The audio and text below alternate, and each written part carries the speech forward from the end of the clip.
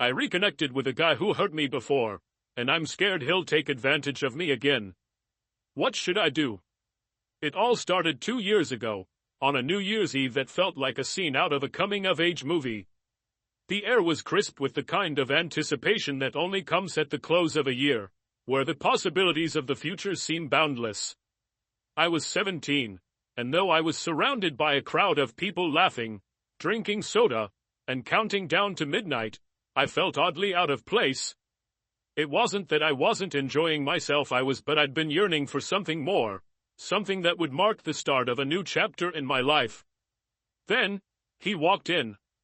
I remember the way his presence seemed to command the room. He wasn't trying too hard, which somehow made him even more captivating. His tousled hair, his casual confidence, the way his laugh carried across the room, it all felt magnetic.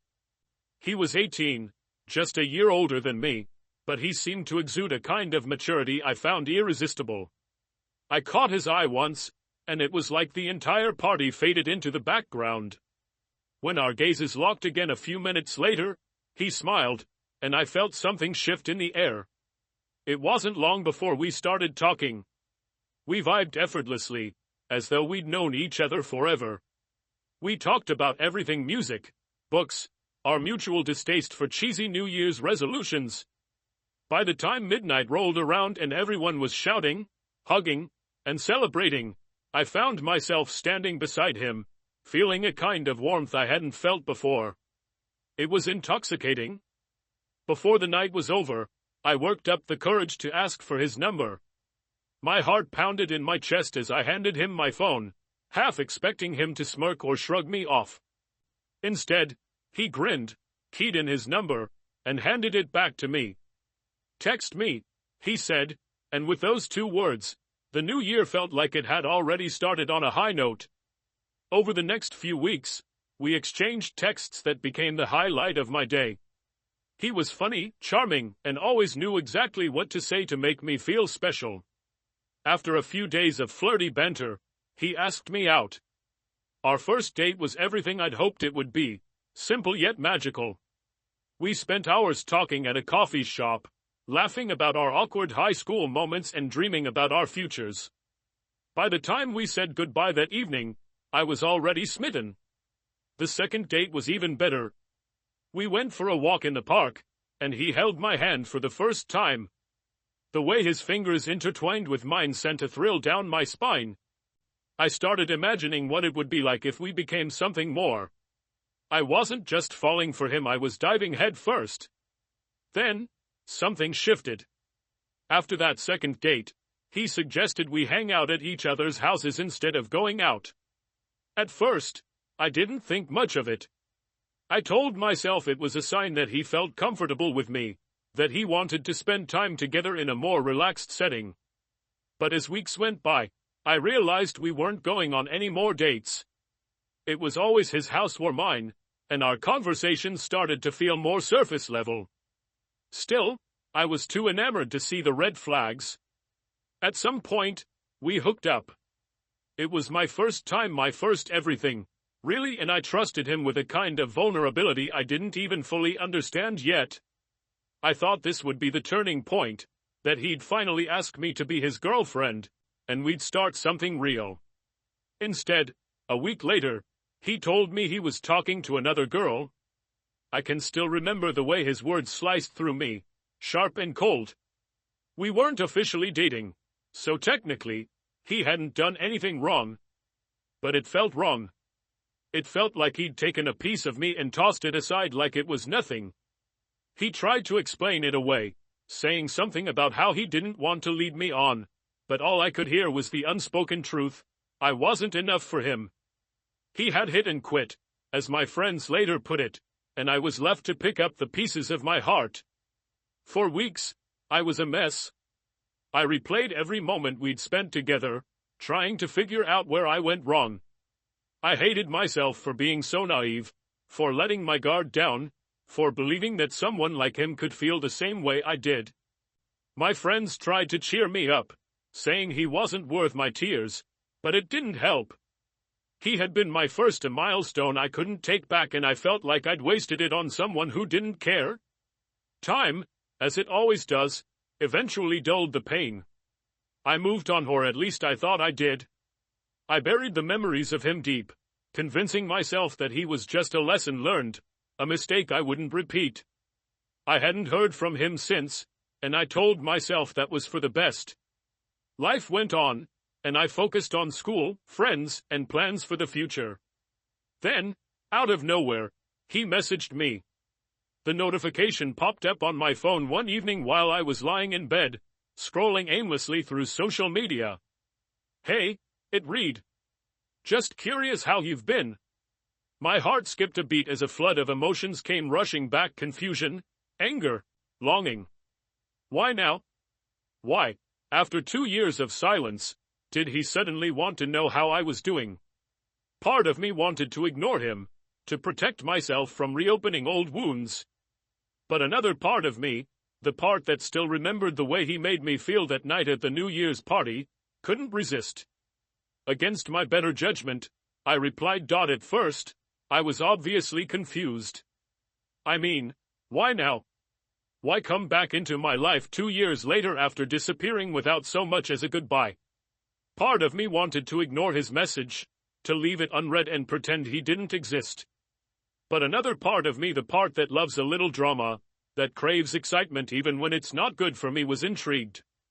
The timing was suspicious, sure, but wasn't there something poetic about an old flame reigniting just as my senior year was winding down? I hesitated, letting his message sit there for a few minutes before I started typing a reply. I drafted and deleted about 10 different responses before settling on a casual, "Hey, I'm good. How about you?" It felt safe, friendly, but not too eager. My thumb hovered over the send button for what felt like an eternity before I finally tapped it.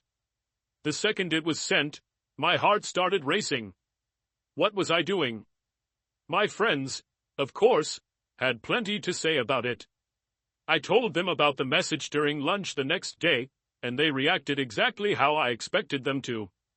Mia, the cautious one, frowned and said, "You seriously don't owe him anything. Block him and move on." Meanwhile, Lily, ever the thrill seeker, practically squealed, "Are you kidding me? This is gold. You have to see where this goes. Do it for the plot." Caught between their conflicting advice, I decided to keep talking to him. I told myself it was just curiosity, that I wanted closure or, at the very least, to understand why he had reached out after all this time. Our conversations were surprisingly easy, almost as if no time had passed. He told me about the family issues he'd been dealing with back then, things I hadn't known about, and apologized for how he'd treated me. I was immature, he said. I didn't handle things right.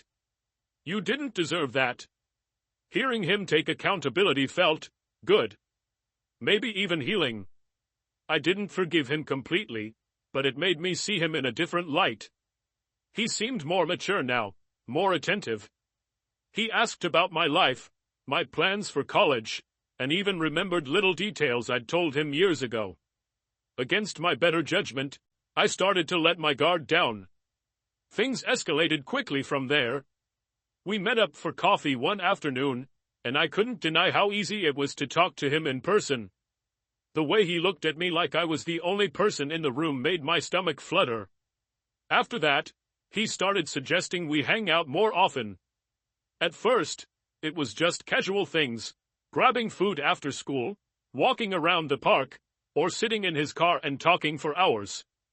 But as we spent more time together, the lines between casual and serious started to blur. We've hung out about 5 times now, and recently, we hooked up again. I didn't plan for it to happen, it just did. It felt like slipping back into something familiar, something I hadn't realized I'd missed. But afterward, as I lay there staring at the ceiling, a wave of doubt washed over me. Was I setting myself up to get hurt again? Or was this a second chance that I owed it to myself to explore? Now, we're in this strange, undefined space, a loose seeing each other's situation that's neither completely casual nor fully committed. It's a fragile balance, one that we both seem hesitant to disrupt. When we talked about it, he said he wanted to take things slow, to let them happen naturally without rushing into labels. I agreed, partly because I didn't want to scare him off, and partly because I wasn't sure what I wanted either. But the uncertainty is starting to weigh on me. Some days, I feel hopeful, like maybe this time things will be different. He's kinder now, more thoughtful, and he seems genuinely interested in making things work. Other days, I can't shake the feeling that I'm walking into the same trap, that I'm handing him the power to hurt me all over again. And then there are my friends. They're as split as ever. Mia has doubled down on her warnings, reminding me of how devastated I was last time. People don't change that much in 2 years, she says. You're setting yourself up for heartbreak. But Lily, ever the optimist, insists I should go for it. So what if it ends badly? At least you will have a story to tell. You're 17, live a little. Their words echo in my mind every time I see him. When he texts me good night, or brushes a strand of hair out of my face, or looks at me like I'm the most important person in the world, I want to believe Lily is right. I want to believe this could be something real. But then I remember how it felt when he left me the first time, the emptiness, the tears, the self-doubt, and I can't help but wonder if I'm making a mistake. We've built this fragile truce, this tentative connection that feels both exhilarating and terrifying. I'm standing on the edge of something, unsure whether to leap or step back. And every moment I spend with him feels like a gamble, like I'm betting my heart on the hope that maybe, just maybe, this time will be different. The divide among my friends was impossible to ignore. Their opinions came at me from all directions, like two sides of a courtroom. Mia played the cautious prosecutor, her words sharp and deliberate. This is your life, she'd say, but it's a really bad idea. Do you really want to risk getting hurt again? He's already shown you who he is once. Are you sure he's changed? Lily, ever the defense attorney for living boldly, would counter with a playful shrug and a grin. Come on, life's short. Do it for the plot. You're young, you'll regret not seeing where this goes more than you'll regret trying. Their arguments bounced around in my head constantly, battling for control of my heart. It wasn't just their voices I was hearing, though it was my own internal conflict. I knew Mia had a point. I knew I wasn't the kind of person who could keep things casual, who could walk away unscathed if it all fell apart again. Last time, I'd been devastated, and the scars of that heartbreak still lingered, no matter how much I tried to convince myself otherwise. I'd spent months piecing myself back together after he left, and the idea of going through that again terrified me. But then there was this nagging thought, this whisper of rebellion against my own fear.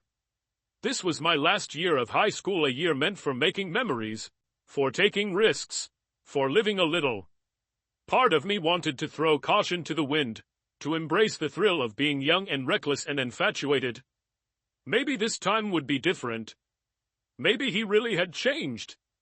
Maybe I owed it to myself to find out. He said all the right things to make me believe that he had. When we talked, he opened up about the big family issues he'd been dealing with back then, the pressure, the chaos, the way it had all weighed on him. He admitted that he hadn't handled things well, that he'd been immature and selfish, and that he regretted the way he'd hurt me. I know I messed up, he said one night, his voice soft but steady. But I'm not that guy anymore. I want to make it right. Hearing him say those words stirred something in me. I wanted to believe him, to believe that people could change, that he could change. And, to be fair, he did seem different. He was more caring now, more attentive. He'd check in on me throughout the day, sending texts that made me smile, asking about my classes, my plans, my dreams. When we hung out, he was sweet and thoughtful in ways he hadn't been before, holding the door open for me, listening intently when I talked, brushing his fingers against mine, and these small, tender gestures that made my heart race. But for every moment that made me want to fall for him all over again, there was another that filled me with doubt. The biggest red flag? His ex, the girl he'd left me for 2 years ago. He talked about her more than I was comfortable with, and not in the way you'd expect someone to talk about an ex.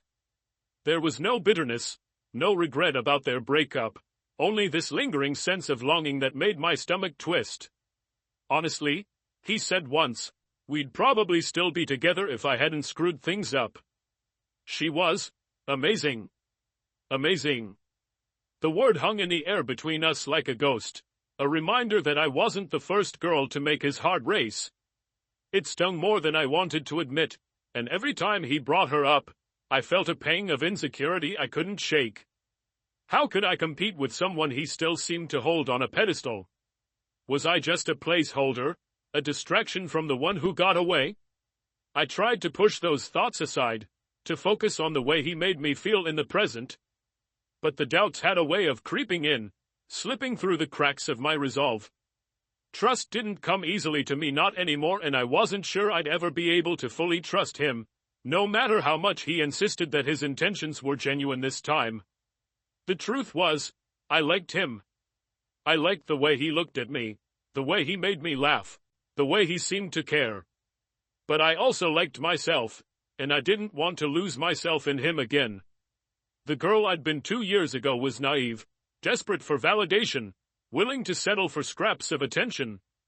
I wasn't that girl anymore, or at least, I didn't want to be. Still, the pull was undeniable. Every time I thought about walking away, about cutting him off before he could hurt me again, I hesitated. What if he really had changed? What if this was our second chance? What if I let my fear dictate my choices and missed out on something amazing because of it? It felt like I was standing at a crossroads, with no clear path forward. On one side was safety, the promise of protecting myself from pain, of guarding my heart against the possibility of heartbreak. On the other was risk, the thrill of the unknown, the chance to live in the moment and see where this wild, messy, complicated connection could take me.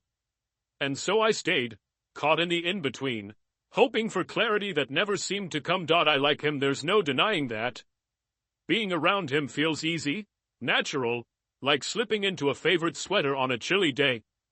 I enjoy the way we talk, how our conversations can jump from light-hearted jokes to deep, meaningful topics without missing a beat. I enjoy the way he looks at me, like he's trying to memorize every detail of my face, as if I'm the only person in the room. And yes, I enjoy everything else too, the sparks, the chemistry, the way he makes me feel alive in a way I haven't felt in a long time. But liking someone isn't the same as trusting them, and that's the part that gnaws at me in the quiet moments when I'm alone with my thoughts. Trust is fragile, and with him, it feels like it could shatter at any second. I can't forget how it felt when he left the first time, like I'd been swept up in a whirlwind, only to be dropped without warning. I'm terrified of going through that again, of letting my guard down and finding myself standing in the wreckage of my own heart. The thing is, this half-casual, half-serious relationship we've found ourselves in doesn't make things any easier. It's like walking a tightrope, never quite sure if the next step will lead to solid ground or a plunge into the unknown.